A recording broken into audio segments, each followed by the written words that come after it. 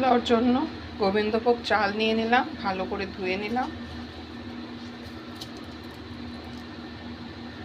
তারপর এটাতে দেব half table spoon হলদি আর 2 table spoon লবণ।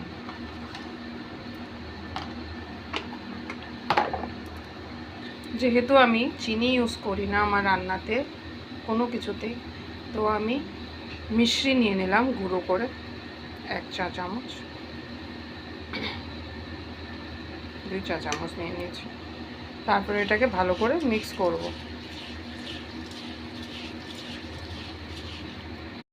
জন্য এভাবে রেখে দেব মেখে।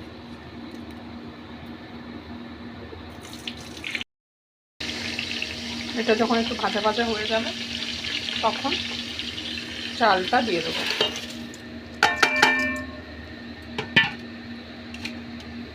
তারপর একটু নাড়াবো।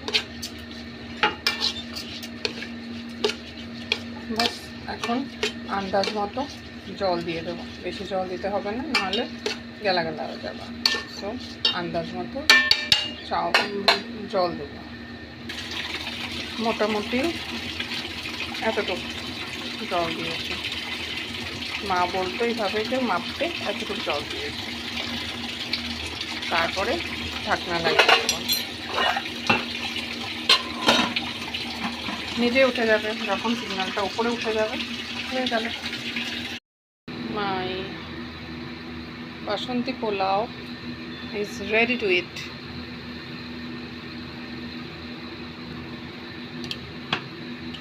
See how nicely it cooked. কত সুন্দরভাবে এটা হয়েছে, ঝরঝরা। एक एक दाना खिला खिला।